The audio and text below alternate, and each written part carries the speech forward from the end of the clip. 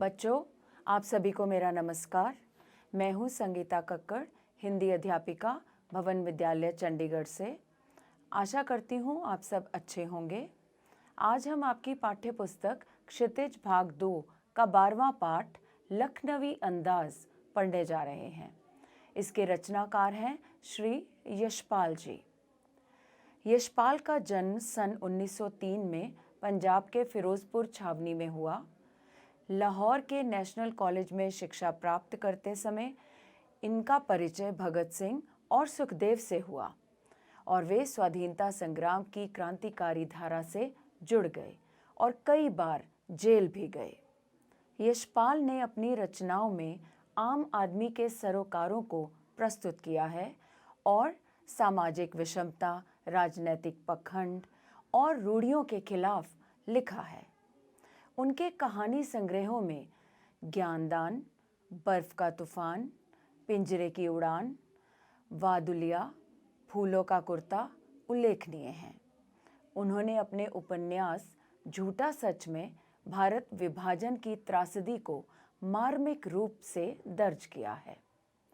Amita, Divya, party comrade, दादा comrade, मेरी तेरी उसकी बात उनके अन्य प्रमुख उपन्यास हैं। भाषा की स्वाभाविकता और सजीवता उनकी रचनागत विशेषता है। बच्चों, प्रस्तुत पाठ यशपाल ने यह साबित करने के लिए लिखा था कि बिना कथ्य के कहानी नहीं लिखी जा सकती, परंतु ये अपने में एक स्वतंत्र रचना व एक प्रभावशाली व्यंग्य है जिसमें यशपाल ने उस पतनशील सामंती वर्ग पर कटाक्ष किया है जो वास्तविकता से बेखबर एक बनावटी जीवन शैली का आदी है और अपनी झूठी शान बनाए रखने के लिए कृत्रिमता से युक्त जीवन जीता है। आइए कहानी पढ़ना आरंभ करते हैं। मुफस्सिल की पैसेंजर ट्रेन चल पड़ने की उतावली में फुंकार रही थी। आराम से सेकंड क्लास में जाने के लिए दाम अधिक लगते हैं। दूर तो जाना नहीं था। भीड़ से बचकर एकांत में नई कहानी के संबंध में सोच सकने और खिड़की से प्राकृतिक दृश्य देख सकने के लिए टिकट सेकंड क्लास का ही ले लिया। गाड़ी छूट रही थी। सेकंड क्लास के एक छोटे डिब्बे को खाली समझकर जरा दौड़कर उसमें चढ़ गए। अनुमान के प्रतिकूल डिब्बा निर्जन नहीं था। एक बर्थ पर लखनऊ की नवाबी नस्ल के एक सफ़ेद पोश सज्जन बहुत सुविधा से पालथी मारे बैठे थे। सामने 2 ताज़े चिकने खीरे तौलिए पर रखे थे। डिब्बे में हमारे सहसा कूद जाने से सज्जन की आंखों में एकांत चिंतन में विघ्न का असंतोष दिखाई दिया। सोचा, हो सकता है ये भी कहानी के लिए सूझ की चिंता में हो या खीरे जैसी अपदार्थ वस्तु का शौक करते देखे जाने के संकोच में हो। नवाब साहब ने संगति के लिए उत्साह नहीं दिखाया। हमने भी उनके सामने की बर्थ पर बैठकर आत्मसम्मान में आंखें चुरा ली। ठाली बैठे कल्पना करते रहने की पुरानी आदत है। नवाब साहब की असुविधा और संकोच के कारण का अनुमान करने लगे। संभव है नवाब साहब ने बिल्कुल अकेले यात्रा कर सकने के अनुमान में किफ़ायत के विचार से सेकंड क्लास का टिकट खरीद लिया हो और अब गवारा न हो कि शहर का कोई सफ़ेद पोश उन्हें मंझले दर्जे में सफ़र करता देखे। अकेले सफ़र का वक्त काटने के लिए ही खीरे खरीदे होंगे और अब किसी सफ़ेद पोश के सामने खीरा कैसे खाएं? हम कनखियों से नवाब साहब की ओर देख रहे थे।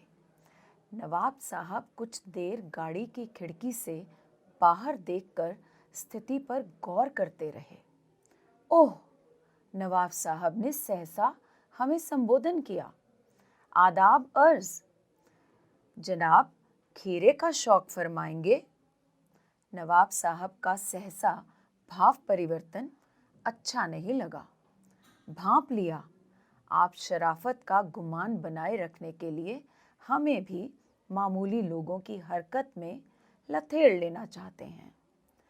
जवाब दिया, शुक्रिया, किबला शौक फरमाएं। नवाब साहब ने फिर एक पल खिड़की से बाहर देखकर गौर किया और दृढ़ निश्चय से खीरों के नीचे रखा हुआ तौलिया झाड़कर सामने बिछा लिया। सीट के नीचे से लोटा उठाकर दोनों खीरों को खिड़की से बाहर धोया और तौलिए से पोंछ लिया। जेब से चाकू निकाला, दोनों खीरों के सिर काटे और उन्हें गोद कर झाग निकाला। फिर खीरों को बहुत एहतियात से छीलकर फांकों को करीने से तौलिए पर सजाते गए। लखनऊ स्टेशन पर खीरा बेचने वाले खीरे के इस्तेमाल का तरीका जानते हैं। ग्राहक के लिए जीरा मिला नमक और पिसी हुई लाल मिर्च की पुड़िया भी हाजिर कर देते हैं। नवाब साहब ने बहुत करीने से खीरे की फांकों पर जीरा मिला नमक और लाल मिर्च की सुर्खी बुरक दी। उनकी प्रत्येक भाव भंगिमा और जबड़ों की स्फुरण से स्पष्ट था कि उस प्रक्रिया में उनका मुख खीरे के रसास्वादन की कल्पना से प्लावित हो रहा था। हम कनखियों से देखकर सोच रहे थे, मियाँ रईस बनते हैं, लेकिन लोगों की नज़रों से बच सकने के ख्याल में अपनी असलियत पर उतर आए हैं। नवाब साहब ने फिर एक बार हमारी ओर देख लिया। वल्ला, शौक कीजिए, लखनऊ का बालब खीरा है। नमक मिर्च छिड़क दिए जाने से ताज़े खीरे की पनियाती फांकें देखकर पानी मुंह में जरूर आ रहा था, लेकिन इनकार कर चुके थे। आत्मसम्मान निभाना ही उचित समझा। उत्तर दिया, शुक्रिया, इस वक्त तलब महसूस नहीं हो रही। मेदा भी जरा कमजोर है, किबला शौक फरमाएं। नवाब साहब ने सतृषण आंखों से नमक मिर्च के संयोग से चमकती खीरे की फांकों की ओर देखा। खिड़की के बाहर देखकर दीर्घ निश्वास लिया। खीरे की एक फांक उठाकर होठों तक ले गए। फांक को सूंघा। स्वाद के आनंद में पलकें मूंद गईं। मुंह में भर आए पानी का घूंट गले से उतर गया। तब नवाब साहब ने फांक को खिड़की से बाहर छोड़ दिया। नवाब साहब खीरे की फांकों को नाक के पास ले जाकर वासना से रसास्वादन कर खिड़की के बाहर फेंकते गए। नवाब साहब ने खीरे की सब फांकों को खिड़की के बाहर फेंककर तौलिए से हाथ और होंठ पोंछ लिए और गर्व से गुलाबी आंखों से हमारी ओर देख लिया, मानो कह रहे हों, ये है खानदानी रईसों का तरीका। नवाब साहब खीरे की तैयारी और इस्तेमाल से थक कर लेट गए। हमें तस्लीम में सिर खम कर लेना पड़ा। ये है खानदानी तहजीब, नफासत और नज़ाकत। हम गौर कर रहे थे, खीरा इस्तेमाल करने के इस तरीके को खीरे की सुगंध और स्वाद की कल्पना से संतुष्ट होने का सूक्ष्म, नफीस या एब्स्ट्रैक्ट तरीका ज़रूर कहा जा सकता है, परंतु क्या ऐसे तरीके से उदर की तृप्ति भी हो सकती है? नवाब साहब की ओर से भरे पेट के ऊंचे डकार का शब्द सुनाई दिया और नवाब साहब ने हमारी ओर देखकर कह दिया, खीरा लजीज होता है, लेकिन होता है सकील, नामुराद मैदे पर बोझ डाल देता है। ज्ञान चक्षु खुल गए। पहचाना, ये हैं नई कहानी के लेखक। खीरे की सुगंध और स्वाद की कल्पना से पेट भर जाने का डकार आ सकता है, तो बिना विचार, घटना और पात्रों के लेखक की इच्छा मात्र से नई कहानी क्यों नहीं बन सकती। बच्चों, अत्यंत रोचक व अनूठा पाठ है ना? आशा है आपने अवश्य ही इसका आनंद लिया होगा। आइए कुछ प्रश्नों के उत्तर देकर पाठ के भाव को अच्छी तरह से ग्रहण करने का प्रयास करते हैं। सबसे पहले हैं कुछ बहुविकल्पीय प्रश्न। पहला प्रश्न है, लखनवी अंदाज नामक पाठ में किस पर व्यंग्य किया गया है? उत्तर के लिए विकल्प सुन लीजिए। सामान्य वर्ग पर, गरीब जनता पर, सामंत वर्ग पर या उपरोक्त में से कोई नहीं। बताइए सही उत्तर क्या होगा? सही उत्तर है सामंत वर्ग पर। प्रश्न 2, सकील शब्द का क्या अर्थ है? आसानी से पचने वाला, आसानी से न पचने वाला, सफल होने वाला, उपरोक्त में से कोई नहीं। बताइए बच्चों, सही अर्थ इसका? सही अर्थ है इसका आसानी से न पचने वाला। जी हाँ। बढ़ते हैं अगले प्रश्न की ओर। नवाब साहब ने खीरे के साथ क्या किया? उत्तर के लिए विकल्प हैं, काटकर खा गए, काटकर लेखक को दे दिया, काटकर सूंघा और ट्रेन से बाहर फेंक दिया, उपरोक्त में से कोई नहीं। सही उत्तर बताइए। हाँ, बताइए जल्दी से। सही उत्तर है तीसरा विकल्प, काटकर सूंघा और ट्रेन से बाहर फेंक दिया। चलिए अगला प्रश्न सुनिए। लेखक सेकंड क्लास डिब्बे में क्यों बैठा? विकल्प हैं, वह एकांत में कहानी लिखना चाहता था, वह सेकंड क्लास का आनंद लेना चाहता था, वह नवाबी अंदाज दिखाना चाहता था, या फिर उपरोक्त में से कोई नहीं। चुनिए सही उत्तर। सही उत्तर है पहला विकल्प, वह एकांत में कहानी लिखना चाहता था। अगला प्रश्न है, तस्लीम शब्द का क्या अर्थ है? तसल्ली देना, सम्मान में, तलाश करना या उपरोक्त में से कोई नहीं। सही उत्तर क्या होगा? बताइए। तस्लीम का अर्थ है सम्मान में, सम्मान में प्रयोग किया जाता है ये शब्द। बढ़ते हैं अगले प्रश्न की ओर। सफेद पोश शब्द का क्या अर्थ है? भद्र व्यक्ति, सफेद कपड़ा, व्यवसाय या उपरोक्त में से कोई नहीं। सही उत्तर ढूंढकर बताइए। सही उत्तर है भद्र व्यक्ति। अगला प्रश्न है, लेखक कनखियों से किसकी ओर देख रहे थे? खिड़की की तरफ, घर की तरफ, स्टेशन की तरफ या नवाब साहब की तरफ? सही उत्तर क्या है बच्चों, बताइए। सही उत्तर है नवाब साहब की तरफ। अगला प्रश्न, ठाली बैठे कल्पना करते रहने की पुरानी आदत किसकी थी? नवाब साहब की, यात्री की, लेखक की या कवि की? सही उत्तर बताइए। सही उत्तर होगा लेखक की। अगला प्रश्न, लेखक ने नवाब साहब से खीरा न खाने का कारण क्या बताया? पहला विकल्प है, उन्हें खीरा पसंद नहीं है, दूसरा पेट भरा हुआ है, तीसरा इच्छा नहीं है और चौथा इनमें से कोई नहीं। बताइए सही उत्तर क्या होगा बच्चों? सही उत्तर होगा इच्छा नहीं है, यही कहा था उन्होंने नवाब से। अगला प्रश्न है, वार्तालाप की शुरुआत किसने की?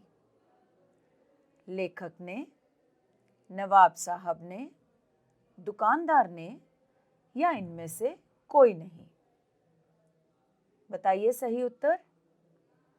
सही उत्तर है नवाब साहब ने।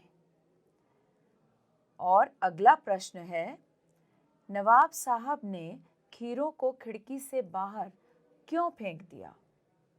उत्तर के लिए विकल्प हैं, अमीरी दिखाने के लिए, पेट भरने के कारण, तबीयत खराब होने के कारण, या इनमें से कोई नहीं? सही विकल्प है अमीरी दिखाने के लिए। जी हाँ, चलिए आगे बढ़ते हैं। बच्चों, इन बहुविकल्पीय प्रश्नों के बाद आइए अब कुछ विचारणीय बिंदुओं पर चर्चा कर लें। इन प्रश्नों पर अपने विचार बताइए। पहला प्रश्न है, नवाब साहब ने बहुत ही यत्न से खीरा काटा, नमक मिर्च बुरका, अंततः सूंघ कर ही खिड़की से बाहर फेंक दिया। उन्होंने ऐसा क्यों किया होगा?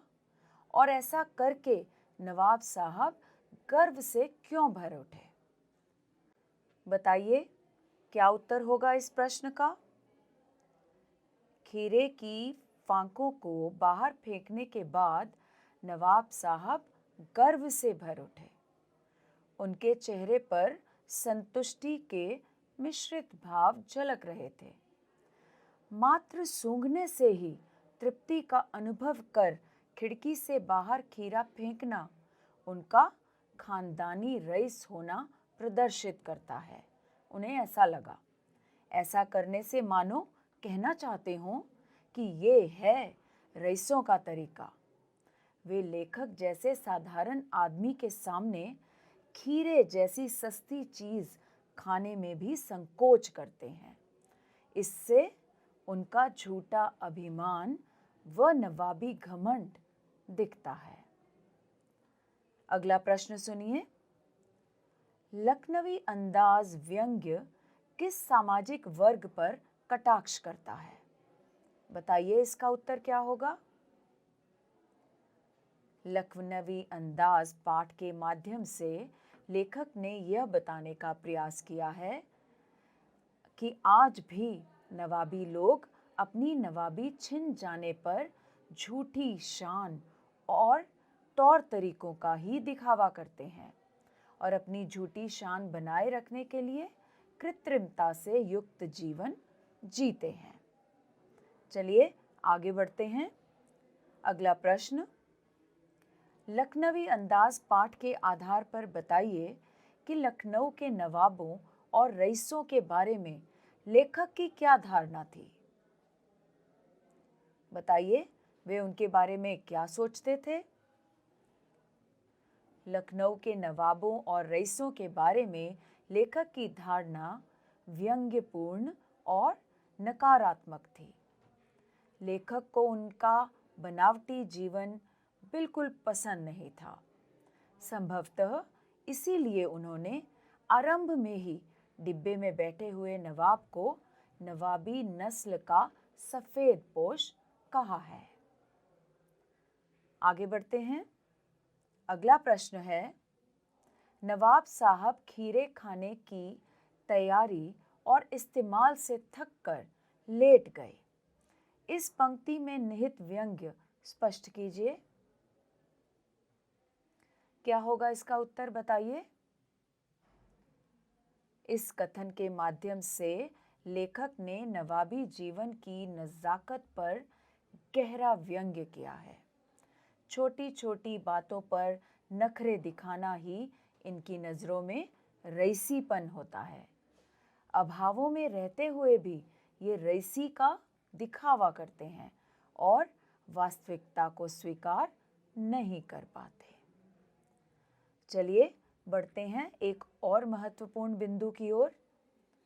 बताइए, क्या सनक का कोई सकारात्मक रूप भी हो सकता है? यदि हाँ, तो ऐसी सनकों का उल्लेख कीजिए। बताइए कोई ऐसा उदाहरण जिसमें सनक का सकारात्मक रूप हो। सोचिए सोचिए। जी हाँ, सनक का सकारात्मक रूप भी हो सकता है, जैसे महात्मा गांधी, सुभाष चंद्र बोस, विवेकानंद, मदन मोहन मालवीय आदि महापुरुष भी सनकी हुए हैं। उन्हें जिस चीज की सनक सवार हो जाती थी उसे पूरा करके ही छोड़ते थे। जैसे गांधी जी को अहिंसात्मक आंदोलनों की सनक थी। आंदोलन में जरा सी भी हिंसा हुई तो वे आंदोलन वापस ले लेते थे। इसी प्रकार विवेकानंद को ईश्वर को जानने की सनक थी। वे जिस किसी संत महात्मा से मिलते थे उनसे पूछते, क्या आपने ईश्वर को देखा है? उनकी इसी सनक ने उन्हें ज्ञानी बना दिया। वे रामकृष्ण परमहंस के संपर्क में आ गए और इसी तरह के और भी कई उदाहरण हमें देखने को मिलते हैं। तो बच्चों, इस पाठ से हमने नवाब साहब के लखनवी अंदाज वाले क्रियाकलापों से जाना कि वे वास्तविकता से बेखबर एक अलग प्रकार की जीवन शैली जीते हैं। उनका अकेले में खीरा खाने का प्रबंध करना और लेखक के आ जाने पर उन खीरों को सूंघकर खिड़की से बाहर फेंकना, अपनी नवाबी रईसी का गर्व अनुभव करना, इसी दिखावे का प्रतीक है। क्या आज के समय में ऐसा करना सही है? जब उनकी नवाबी शानो शौकत नहीं रही तो उन्हें जीवन की वास्तविकता को अपना लेना चाहिए, है ना? क्योंकि आज के बदलती परिस्थितियों में इस दिखावटी और बनावटी जीवन शैली में जीवन का निर्माण व प्रगति संभव नहीं। सरल, सहज, गतिशील जीवन ही आज के समय की मांग है। पतनशील सामंती वर्ग का ऐसा ही चित्रण प्रेमचंद ने अपनी एक प्रसिद्ध कहानी शतरंज के खिलाड़ी में भी किया था और फिर बाद में सत्यजीत राय ने इस पर इसी नाम से एक फिल्म भी बनाई थी। आप ये कहानी ढूंढकर पढ़िए और संभव हो तो फिल्म भी देखिए। तो हमारा पाठ यहीं पर समाप्त होता है। नमस्कार।